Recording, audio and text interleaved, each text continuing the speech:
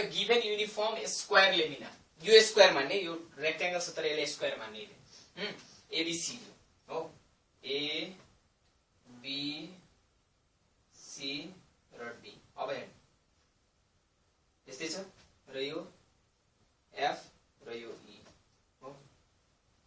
अब हेर्ने moment of inertia root under 2 times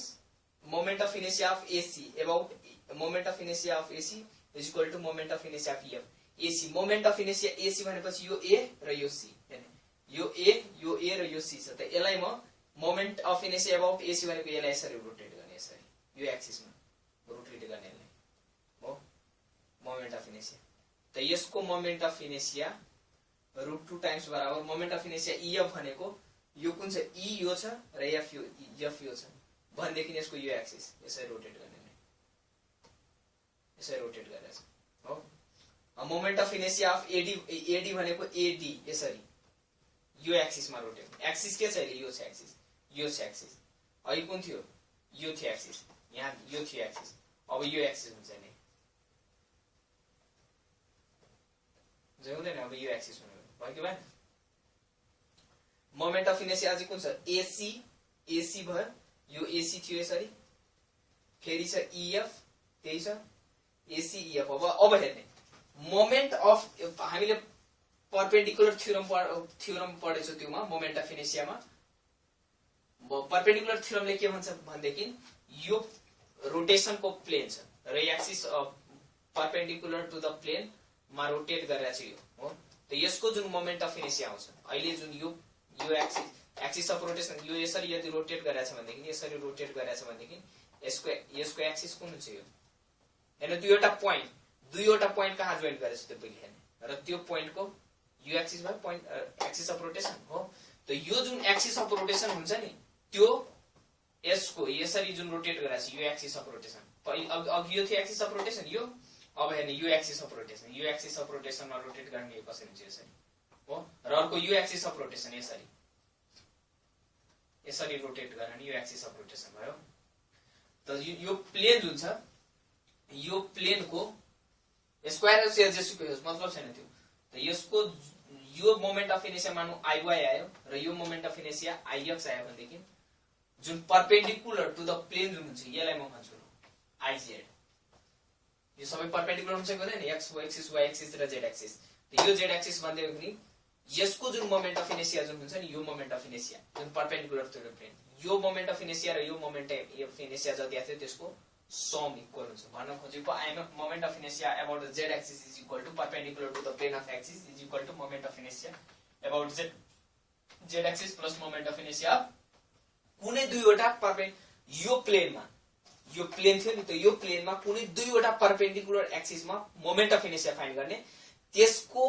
some equal to हुन्छ moment of inertia perpendicular to this axis यो अघि हामीले दुईवटा परपेन्डिकुलर एउटा यो थियो यो एक्सिस अफ रोटेसन र यो एक्सिसको परपेन्डिकुलर कुन यो भयो कि भएन यो एउटा अब यो एक्सिस लिने हो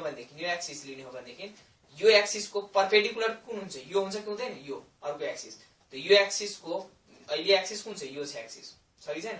तर यो एक्सिसको परपेन्डिकुलर कुन हुन्छ यो एक्सिस हुन्छ कि हुँदैन त यो एक्सिसमा यसलाई रोटेट गर्दैन हो र यो दुईवटा जुन एक्सिसमा मोमेन्ट अफ इनेर्शिया यता I1 आयो र यसको I2 आयो भनेदेखि यो moment of inertia perpendicular to the plane जुन हुन्छ त्यो I1 प्लस I2 हुन्छ र पहिले जतिकै इक्वल हुन्छ त्यो पनि मैले भन्न खोजेको यो moment of inertia IZ equal to IX plus IY आयो र यो मोमेन्ट अफ इनेर्शिया I1 र यसको I2 आयो यो I1 र यो प्लस I2 जुन हुन्छ नि त्यो बराबर हुन्छ यो IZ कै बराबर हुन्छ परपेन्डिकुलर टु द प्लेन जुन मोमेन्ट अफ इनेर्शिया जुन हुन्छ नि त्यो मोमेन्ट अफ इनेर्शिया त्यो प्लेनको कुनै दुईवटा परपेन्डिकुलर एक्सिसमा भएको मोमेन्ट अफ इनेर्शिया निकाल्ने र त्यसको सम गर्ने भनेदेखि त्यो परपेन्डिकुलरमा जुन मोमेन्ट अफ इनेर्शिया थियो त्यसको बराबर हुन्छ भन्न खोजेको यो र यो के हुन्छ इक्वल हुन्छ हो यो र यो इक्वल हुन्छ अब हेर्ने थिए moment of inertia of EF equal to moment of inertia of यो हुन्छ यदि यो G र यो H छ भनेदेखि हो किनकि यो सिमेट्रिकल छ यो हेर्ने अबाउट यसको निकाल्ने भनेदेखि मोमेन्ट अफ इनेर्शिया अबाउट यो एक्सिस निकाल्ने यसको मोमेन्ट अफ इनेर्शिया कति हुन्छ पहिले यो एक्सिसमा म मोमेन्ट अफ इनेर्सिया निकाल्छु यो एक्सिसमा हो यो एक्सिसमा त यसको मोमेन्ट अफ इनेर्सिया कति हुन्छ पहिले हेर्ने मोमेन्ट अफ इनेर्सियाको लागि जुन सर्फेस एक्सिस अफ रोटेसन छ त्यो एक्सिसमा हेर्ने पहिले कुन के छ पहिले यहाँ के जस्तो देखिन्छ यो रड जस्तो देखिन्छ कि देखिँदैन पुरै नहाने यो रड जस्तो देखिन्छ कि देखिँदैन यो यसरी हेर्ने भनेदेखि यहाँबाट जुन यसरी रोटेट गरिरहेछ त्यसरी नै यो यति देखिन्छ हो र यो बिचबाट रोटेट गरिरहेछ भनेदेखि यो एक्सिस अफ रोटेसन छ हो यो यसरी रोटेट गरिरहेछ छैन एक्सिस अफ रोटेसन यो रडको यो छैन त यो रडको axis of rotation about centre कति हुन्छ ml²/12 हुन्छ कि हुँदैन त त्यो ml²/12 हुन्छ र यो एक्सिसमा हेर्ने भनेदेखि यो एक्सिसमा यसरी रोटेट गर्न थाल्यो भनेदेखि यो हेर्ने यहाँबाट के देखिन्छ त्यस्तै देखिन्छ कि देखिन्न र यो स्क्वायर छ भनेदेखि यो जति होला त्यति नै होला यो त रेक्ट्याङ्गुलर शेपमा छ नि तर स्क्वायर शेपमा त्यति नै होला यसको पनि कति नै आउँछ ml²/12 बाइसिमेट्री भनेपछि यसको जति मोमेन्ट अफ इनेर्सिया आउँछ त्यति नै यसको मोमेन्ट अफ इनेर्सिया आउँछ भन्न खोजेको यो दुईवटा परपेन्डिकुलर प्लेनमा जुन दुईवटा परपेन्डिकुलर एक्सिस छ त्यसको बराबर हुन्छ भन्न खोजेको यो I moment of inertia of EF यो लेख्ने हो भनेदेखि यसरी लेख्ने हो भनेदेखि यो प्लेनको त म total moment of inertia perpendicular to the axis I भन्छु भनेदेखि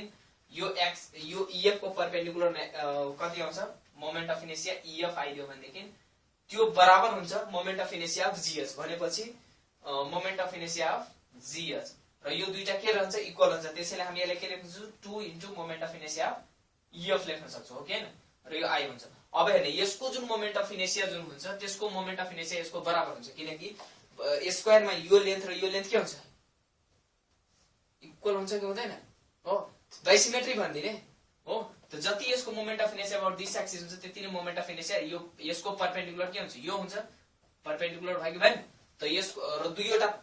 यो प्लेनमा दुईवटा कुनै परपेन्डिकुलरमा के निकाल्ने मोमेन्ट अफ इनेर्सिया त्यो त्यसको सम इक्वल हुन्छ के axis perpendicular to the plain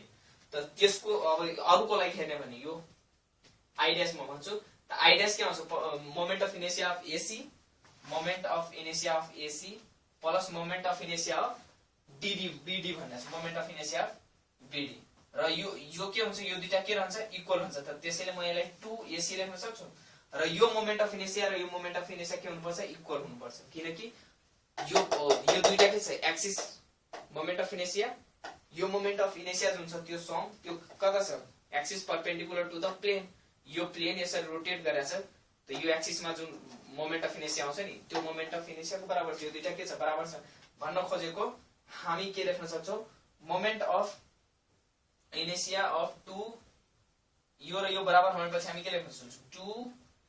2 into moment of inertia of EF is equal to 2 into moment of inertia of AC र 2 के हुन्छ क्यान्सल त moment of inertia of EF about EF is equal to moment of inertia about AC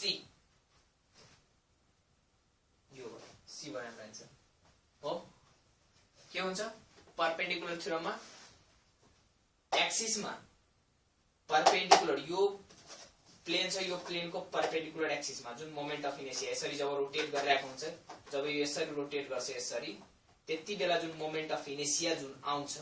त्यो बराबर हुन्छ कतिको यो जुन मोमेन्ट यसको यो प्लेन छ किन परपेन्डिकुलर त प्लेन अघि भने थिए र अब जुन मोमेन्ट अफ इनेर्सिया निकालेको छु त्यो यो प्लेनको दुईवटा परपेन्डिकुलर डाइरेक्सनमा थियो एउटा यो भयो यसको मोमेन्ट अफ इनेर्सिया I1 आयो हो